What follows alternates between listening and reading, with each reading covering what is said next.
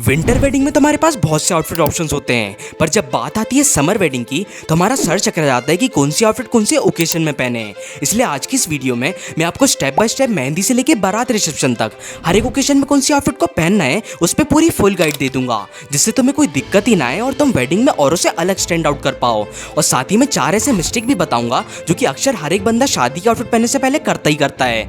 जैसे कि first mistake जो कि हर एक बंदा करता ही करता है वो है एक परफेक्ट फिटिंग। देखो यार, बेसिक फिटिंग की तो हर कोई बात करता है, पर मैं जिस फिटिंग की बात कर रहा हूँ वो तुम्हारे बॉडी टाइप के अकॉर्डिंग मेजर की जाती है। जैसे कि आपकी हाइट छोटी है तो आपको अपने कुर्ते की लेंथ घुटनों से नीचे नहीं करानी है, और या फिर आप थोड़े से स्किनी या फिर लंबे हो तो आपको तो खासकर चेस्ट और शोल्डर की फिटिंग करानी मस्ट है। फॉर एग्जांपल ये कुर्ता हो गया।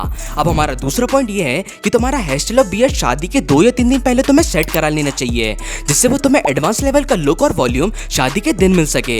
या फिर तुम्हें पता नहीं कि कौन सी हेयर स्टाइल तुम पे सबसे ज्यादा सूट करेगी तो तुम इनमें से दिए कोई भी हेयर स्टाइल को चूज कर सकते हो जो कि हर फेस शेप पर सूट हो जाता है। अब तीसरा और सबसे जरूरी चीज ये है कि प्लीज अंबानियों की तरह से झटकते फटकते एम्ब्रॉयडरीज और मोटे कड़े को पहनना बंद कर दो। ये तुम्हारी अमीरी दिखाने की जगह छपरी ज्यादा दिखाता है, इसलिए हमेशा अपनी आउटफिट को अपने क्लासीनेस और रॉयलनेस के अनुसार पहनो।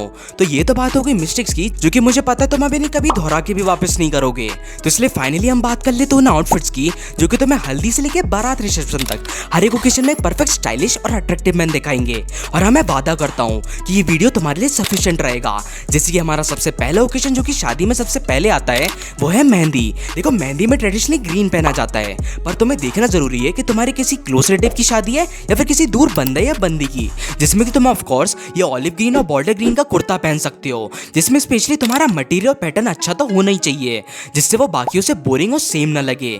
जैसे कि चिकनकारी वर्क हो गया या फिर एम्ब्रॉयडरी कुर्ता, और नीचे आप पठानी पजामा और स्लिम फिट व्हाइट पजामा पहन सकते हो विद एडिशनल न्यूट्रल कलर का दुपट्टा, जो कि तुम्हारे लुक्स को एक क्लास और ऊपर ले जाएगा। अब हमारा दूसरा ओकेजन जो कि मेहंदी के बाद सबसे पहले आता है वो है हल्दी वाला फंक्शन।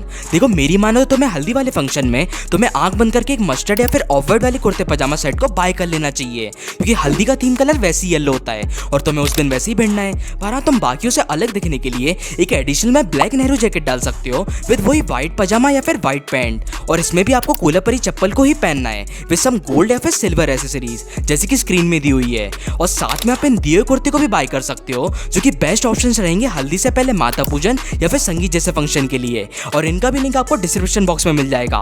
हमारा तीसरा मेन फंक्शन जिसका हम लोग को बेसब्री से इंतजार रहता है वो है वेडिंग सेरेमनी या फिर बारात। अब इस फंक्शन के लिए तुम्हें सबसे पहले पता लगाना होगा कि शादी दोपहर की है या फिर रात की, जिस हिसाब से तुम दोपहर के लिए लाइट कलर्स और रात के लिए न्यूट्रल कलर की कॉन्ट्रास्ट आउटफिट को बना पाओ। और वैसे भी दोनों टाइम गर्मी तो रहेगी, इसलिए तुम्हें एक बढ़िया फैब्रिक क्वालिटी की शेरवानी टेलर से स्टिच करा लेनी चाहिए। या फिर तुम्हारे पास ज्यादा टाइम या फिर पैसे नहीं है तो तुम्हें रेडीमेड शेरवानी खरीद के उसे शोल्डर और लंबाई से थोड़ी थोड़ी स्टिच करा लेनी है, जिससे वो तुम पे एक परफेक्ट फिट भी करेगी।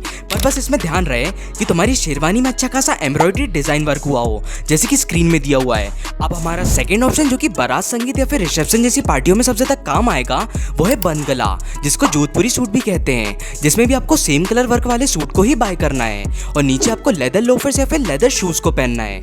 और ये कुछ बेस्ट ट्रेंडी एग्जांपल है जिसे देख के आप अपनी जोधपुरी आउटफिट्स को बड़े आराम से बना सकते हो।